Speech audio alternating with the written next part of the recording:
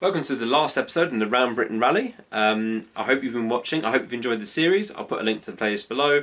But first of all, I'd really like to thank anyone who's supported the channel over the years, or over this year particularly, with the super thanks or the patrons. I'll put some names on screen now. Thank you guys and gals so much for contributing a little bit here and there, paying for little bits of petrol and stuff like that. It's been a big help. It was a bit of effort doing this Round Britain Rally and documenting it all and then editing it all and stuff like that. It was not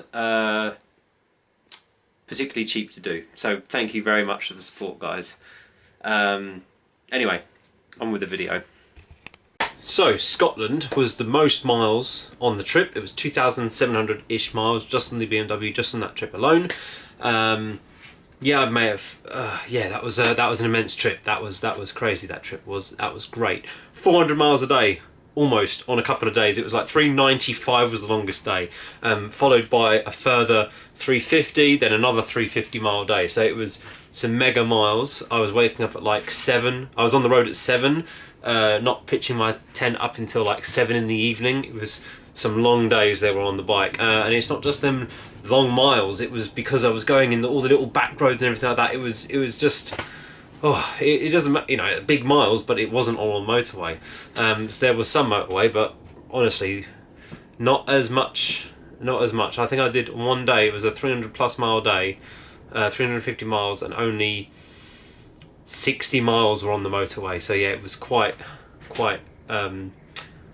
yeah, quite a lot. And so unfortunately on them days where I just had to crack on and get the miles done, I was literally stopping, taking the video, literally the video that you see, click the video, get off the bike, take the picture, hop back on the bike and go. That was literally it. The only times I stopped was for the landmark and fuel and have a snack at the same time from the petrol station. That's literally it. It was all petrol station food the entire time.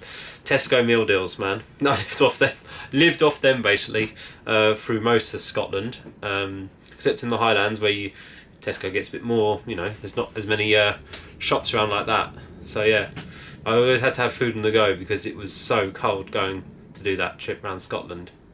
And then the other mileage for the rest of the year, the BMW did like 2, 3, the BMW, the 650 did about 3,000, and the CT did another 2,000.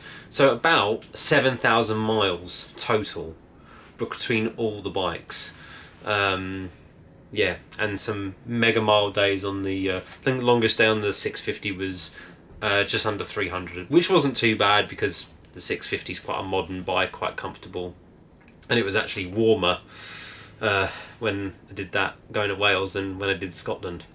So, things to take into consideration when you're doing the Round Britain Rally, if you want to do the Round Britain Rally at some point. Things you need to take into consideration is where you live. So if you lived in Yorkshire, I reckon Yorkshire or Manchester, around that sort of area, that band across the middle of the country would be the best place to live, because then you have like 350 up, 350 down, essentially, and you can pretty much, you're like kind of in the middle of the UK, so you could do that. That's what I would, you know, that'd be a good place to start. I live in the south, just below London, which means I had to go around London quite a few times this year. On the M25 just to get round, or going across to like Oxford then up or something like that, you know, just to get around London essentially, and all that, you know, that was a bit annoying, but not as bad as if you lived in Kent. So I had a friend who did the Round Britain Rally this year. He got gold, I think he did, and he lived in Kent, so it means he had to travel literally had to travel on the dual carriageways, out and in all the time to do this. And I think he did most of Wales. I'm not sure. I think he went down to Land's End area, down Devon, Cornwall, and all that. Did all them. Didn't get into Scotland. But yeah, I mean, it's a hard. You know, if you've never done it before, don't expect to get them all in the first year.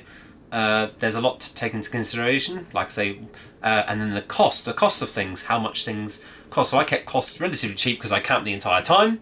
Never once stayed in a hotel. The petrol for the BMW R80 was expensive. Well, I consider it to be expensive because that bike did 46 mpg. So for Scotland trip alone was about 300 and something odd quid just in fuel. But my 650 does about 65 to 70 mpg. 60 to 70 mpg, and the CT does 100 mpg. So it's not actually that bad, really. My costs, and I kept costs down a bit. I did have to keep that in mind. Yeah, no hotel, something like that, because a hotel or a B&B would set you back at least minimum of 100, minimum. And the last thing to consider that you'd probably have to really take into consideration is, because if you've only got the one bike, could you do the whole rally in a year with, well, the 6 months period-ish that you have to do the whole rally? Because you have probably put your bike in for a service in between. Luckily I had multiple bikes, so I, you know, could just about squeeze in, like, do this one bike, switch it over, use the other bike. Okay, I might have to do a bit of servicing and repair in between, but I am riding some quite old bikes on the trip, on the Round Britain Rally. But yeah, are you going to be able to?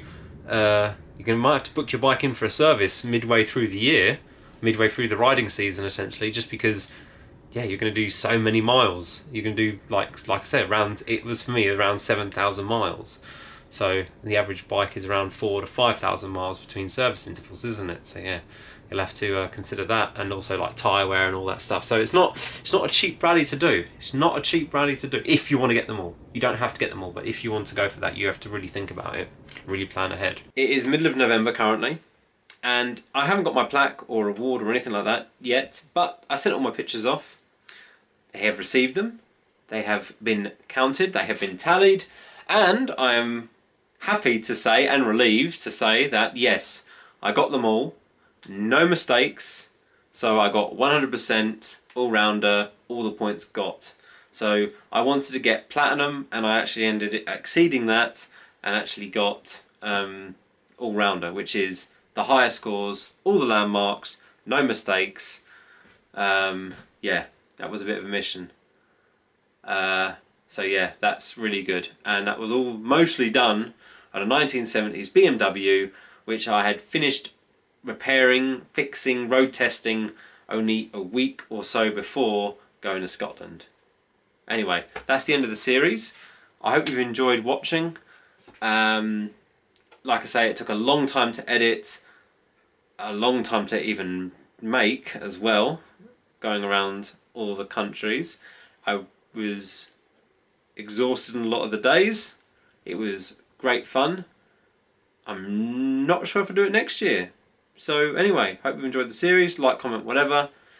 I hope I've inspired some of you guys, or gals, or whoever, to go and give it a try as well. Of course, links will all be below in the description. Thanks again for watching. Goodbye.